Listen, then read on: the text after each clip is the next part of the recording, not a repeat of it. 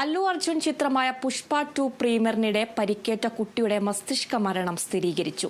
ശ്രീതേജ് എന്ന 9 വയസ്സുകാരനാണ് മസ്തിഷ്ക മരണം സ്ഥിരീകരിച്ചത്. വിവരങ്ങളുമായി വിജിത തരുന്നുണ്ട്. വിജിത, എങ്ങനെയാണ് വാർത്തയുടെ കൂടുതൽ വിശദാംശങ്ങൾ? അതെ അതിര, പുഷ്പ 2വിന്റെ തിക്കിനും തിരക്കിനും ഇടയിൽപ്പെട്ട് ശ്രീതേജിന് മസ്തിഷ്ക മരണം സംഭവിച്ചു എന്നുള്ള വാർത്തയാണ് അധികൃതർ ഇപ്പോൾ പുറത്തുവിട്ടിരിക്കുന്നത്. തെലങ്കാന ആരോഗ്യ സെക്രട്ടറിക്കൊപ്പം കിംസ് ആശുപത്രി സന്ദർശിച്ചതിന് ശേഷം ഹൈദരാബാദ് പോലീസ് കമ്മീഷണർ CV ആനന്ദാണ് കുട്ടിയുടെ ആരോഗ്യസ്ഥിതിയിൽ നിലവിലൊരു വിശദീകരണം നൽകിയിരിക്കുന്നത്.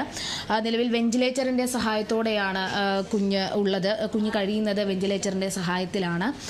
അതുപോലെ തന്നെ ഡിസംബർ 4-നായിരുന്നു ഹൈദരാബാദ് സന്ധ്യ തിയേറ്ററിൽ പുഷ്പ 2വിന്റെ പ്രീമിയർ ഷോ കാണാൻ രേവതിയും കുടുംബവും എത്തിയിട്ടുണ്ടായിരുന്നത്. ഇതേ ദിവസം അല്ലു അർജുനും പ്രീമിയർ ഷോ കാണാൻ തിയേറ്ററിൽ എത്തിയിരുന്നു. അല്ലു അർജുൻ എത്തിയതറിഞ്ഞ് തടിച്ചുകൂടിയ ജനം ഗേറ്റ് തകർത്തതിനെ തുടർന്ന് ഉണ്ടായിട്ടുള്ള തിക്കിലും തിരക്കിലും പെട്ടാണ് രേവതിയും മകൻ ശ്രീതേജും തിരക്കിലും പെട്ട് ബോധരഹിതരാവുകയായിരുന്നു. തുടർന്ന് ഉടനെ തന്നെ അവരെ ആശുപത്രിയിൽ എത്തിച്ചെങ്കിലും രേവതിയെ രക്ഷിക്കാൻ കഴിഞ്ഞില്ല. ശ്രീതേജിന്റെ നില ഗുരുതരമായി തന്നെ തുടരുകയായിരുന്നു. ഇപ്പോഴിതാ മസ്തിഷ്ക മരണം സ്ഥിരീകരിച്ചു എന്ന വാർത്തയും അധികൃതർ പുറത്തുവിടുകയാണ്. തിക്കിലും തിരക്കിലും പെട്ട് ഓക്സിജന്റെ അഭാവം മൂലമാണ് ശ്രീതേജിന് മസ്തിഷ്ക മരണം സംഭവിച്ചത് എന്നുള്ള കാര്യമാണ് ആശുപത്രി അധികൃതർ അറിയിക്കുന്നത്. ഈ സംഭവത്തിൽ ഡിസംബർ 4-ന് അല്ലു അർജുന്റെ വരവ് ലോക്കൽ പോലീസിനെ അറിയിക്കുന്നതിൽ മാനേജ്മെന്റ് പരാജയപ്പെട്ടു എന്നുൾപ്പെടെ ചൂണ്ടിക്കാണിച്ചുകൊണ്ട് പ്രധാന 11 വീഴ്ചകൾ ദുരന്തത്തിന് കാരണമായെന്ന് ആരോപിച്ച് ഹൈദരാബാദ് പോലീസ് സന്ധ്യ തിയേറ്റർ മാനേജ്മെന്റിന് കാരണം കാണിക്കൽ നോട്ടീസ് അയച്ചിരുന്നു. വൻ ജനക്കൂട്ടത്തെ പ്രതീക്ഷിച്ചിട്ടും കൃത്യമായ പ്രവേശന എക്സിറ്റുകൾ ഉണ്ടായിരുന്നില്ല. അതുപോലെ തന്നെ ഇരിപ്പിട ക്രമീകരണങ്ങളുടെ അഭാവം ഉണ്ടായിരുന്നു.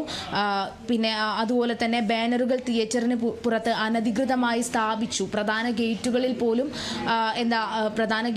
പോലും മതിയായ സുരക്ഷ ഒരുക്കുന്നതിൽ മാനേജ്മെന്റ് പരാജയപ്പെട്ടു എന്ന് തുടങ്ങി 11 കാര്യങ്ങൾ ചൂണ്ടിക്കാണിച്ചുകൊണ്ട്, ദുരന്തത്തിന് കാരണമായ 11 വീഴ്ചകൾ ചൂണ്ടിക്കാണിച്ചുകൊണ്ട് മാനേജ്മെന്റിന് കാരണം കാണിക്കൽ നോട്ടീസ് ഹൈദരാബാദ് പോലീസ് അറിയിച്ചിരുന്നു.